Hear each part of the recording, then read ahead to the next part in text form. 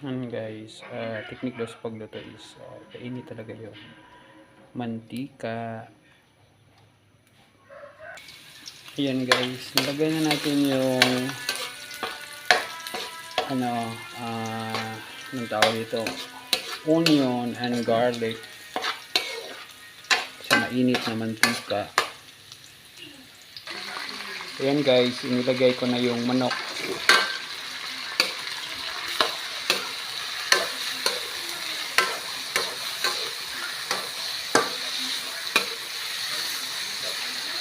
So, ano pala guys, yung onion. Yeah, onion ba yun? Yeah, onion. Dalawang slices yun na style. Merong ito pahaba at saka meron yung maliit. Bakit dalawa, no? Dalawa yung style kasi sabi ng papa ko, nice daw yung pataas kasi para may parang design sa food mo at nakadagdag daw sa design sa food. And yung ano naman maliit is, yung purpose ng maliit is parang ma-absorb, maano talaga yung ingredients doon sa chicken natin. So, kaya dalawa yon. Yung ano naman, isang ano lang yung garlic natin, isang size lang. Hindi siya maliit, hindi din anong malaki. Para ano daw, masali sa makain. So, ito yung shape ng ano, yung ano, it could add beauty sa ating ano, beauty sa pagkain natin. So ngayon kinakailangan natin igisa ito. Ayan. Ang lulutuin, guess what guys, ano yung lulutuin natin? Ano, makita niyo na sa title description natin. Ano, we are going to cook our own version of chop suey. Ano guys, pag mag-order kayo ng chop suey, medyo mahal yung chop suey, no? Iba't ibang style yung pagluluto ng chop suey, and right now we also have our own style. So ayan guys, papalambutin natin yung karne. Ayan.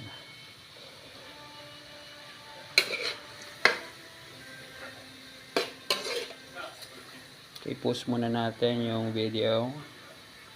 So ito yung mga other ingredients guys na ihalo natin sa chop suey. May sayuti, may carrots, at saka may potato. Then meron din namang ano, this is cabbage, yung ano niya, yung anong tawag, yung parang main branch main branch sa leaf. Tapos ito yung ano, anong tawag dito, Baguio beans. Then ito yung ano, yung leaves ng cabbage, at magdagdag tayo ng green peas. Ayan guys, green peas. So yun yung mga ingredients natin. So yan guys, lalagyan natin ng salt. Ayan, para pang timpla.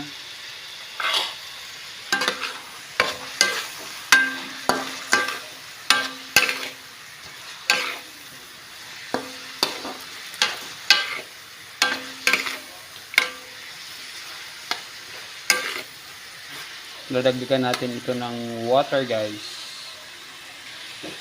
It's hot water, idadagdag natin.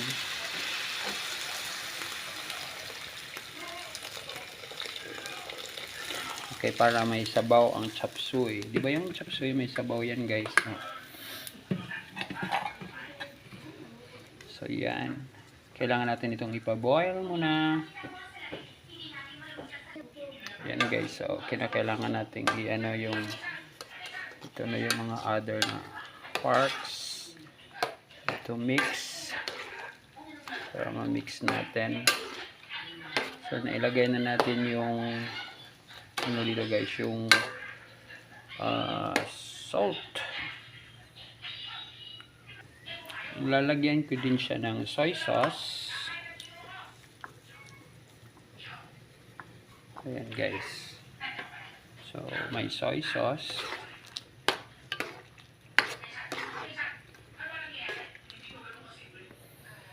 Lalagyan ko din siya ng konting ito, sodium glutamate, bitsin para pang pasarap. Ayan. Lalagyan ko din siya ng konting pepper, black pepper, konti lang, para pang lasa, pang chop suey. And then pakuluan natin tong chicken guys hanggang ma-okay. Ayan. Papakuluan natin to siya. Ayan guys, kumukulo na.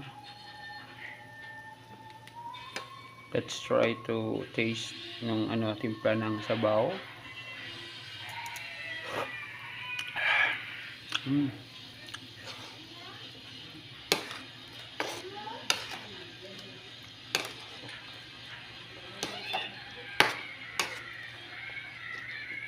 Kailangan pa natin pakuluan ng siguro mga 4 minutes, 3 minutes. By the way guys, yung chicken na binili natin is bumili tayo ng aba, tapos may isang wings, at bumili din tayo ng isang backbone. So importante na may backbone kasi nandun daw nandun daw yung lasa ng chicken.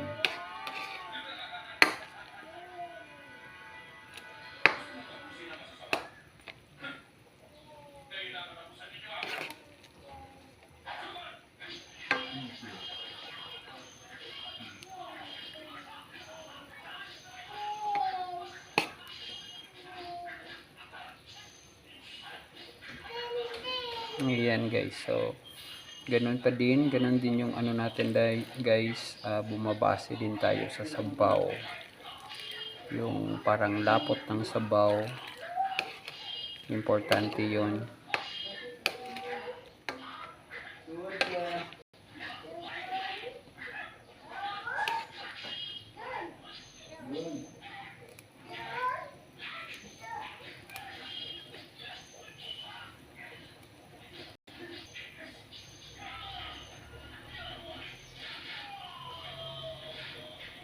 So pagkatapos nito guys, i-add natin yung gulay sa ating chop suey.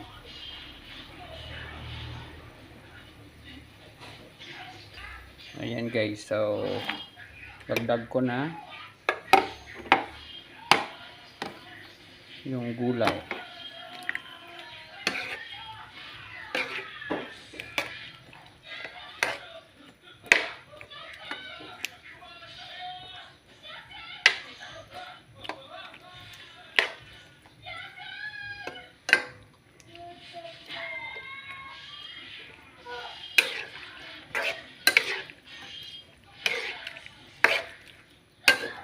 So try nyo din hanapin yung video natin, the benefits of chop suey, with all other ingredients, gagawa tayo ng video nyan. Sana manood din kayo. Look at lang po sa description, description at saka sa comment para sa benefits po ng ganitong pagkain. Mag-iiba po yung yung lasa once madagdagan mo ng mga vegetables dito. So pause muna natin guys.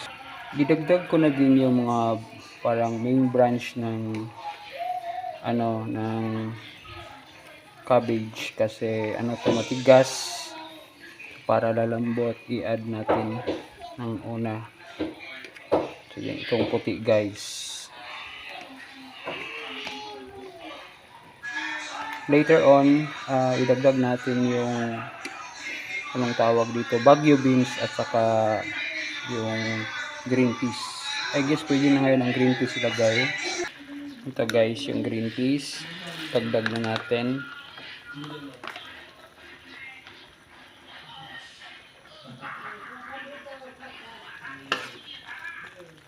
Ayan, halo-halo na natin guys. So, thank you very much pala sa ating mga subscribers all around the world. We have subscribers from Indonesia, from USA, from Europe.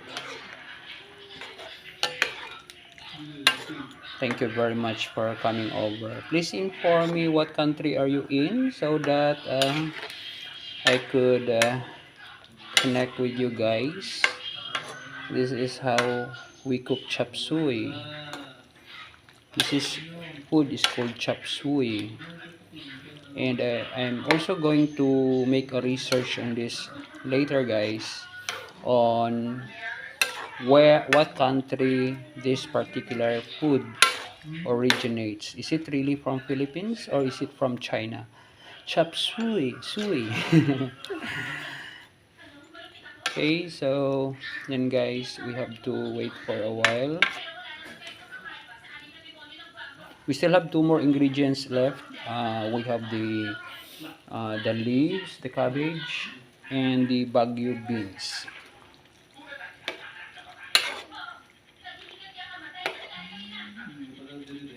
So let's try to taste now the soup.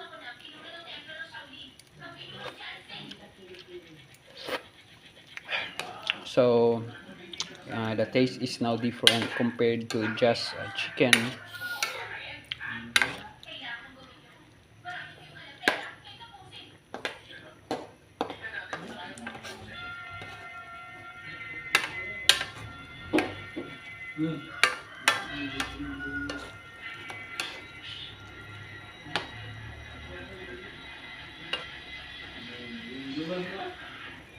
So I gonna boil this, wait for a while.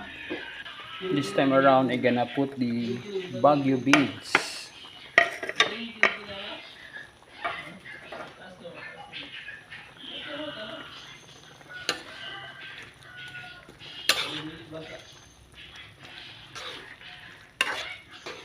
So there's a saying that the more colorful the food is, the more nutritious it is. You can see color white, green, orange.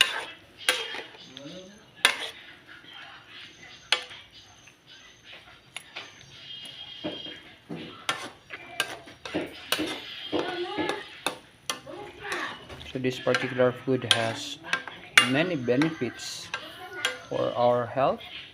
That includes vitamins, minerals, and fibers.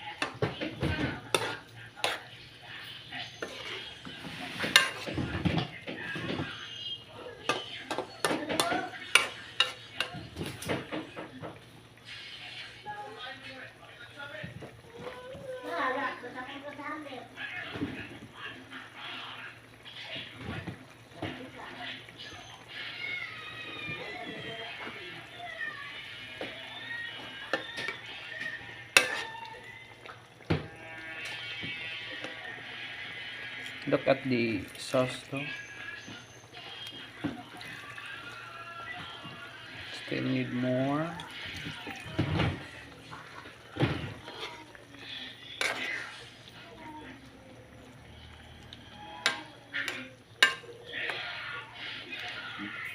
We're about to add our last ingredient, which is the cabbage.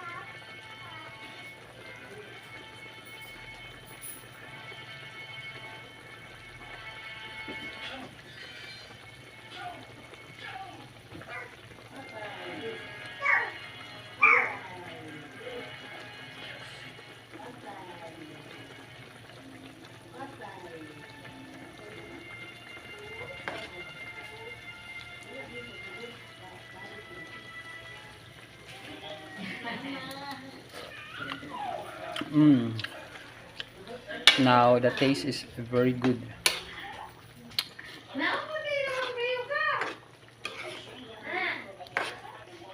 I guess this one is almost cooked, but I guess if we are going to we can now add the what do you call this one. By the way guys, I did the way I use this one and the pan. I did not I didn't exert too much force because I don't know what would happen if you do that. Two objects rubbing each other, that's friction, and I don't know if there are residues that would affect our food. So right now I'm gonna include the last ingredient. So this is now the last ingredient, the cabbage.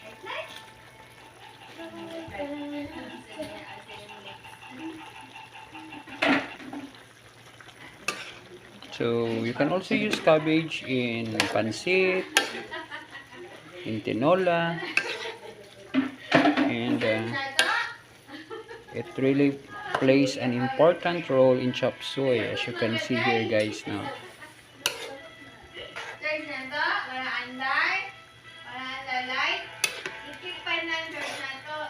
Okay, so that adds beauty to our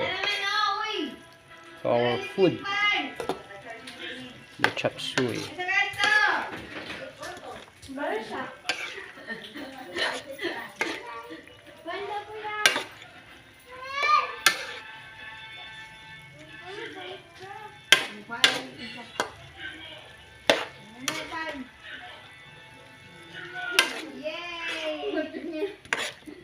Ang nawong. Inay. Tumba.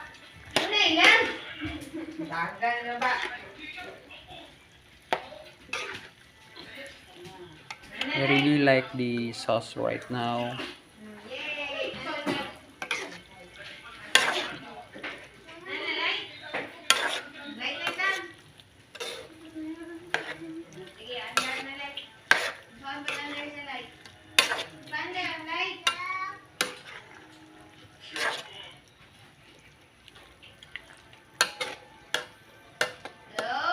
So later on guys, I'm gonna show you, I'm gonna make another video on the taste of this one. I supposed to add a we have no corn for this one. If you have corn, you can place corn. And I supposed to add some cornstarch so that there would be some lapot on our food, but I think this I like already the liquid now. I already like the liquid the way it is. So, and you can also put eggs now, boiled eggs on this one. I guess this is already done, and you're ready to serve. I guess this is good for 8 persons can eat this food. Thank you very much for watching guys. Please do not forget to like, subscribe, and please tell me your comments on our video so that we could have some improvements in our next cooking of this chop suey. Thank you very much guys. Always remember, learning is lifetime. Bye.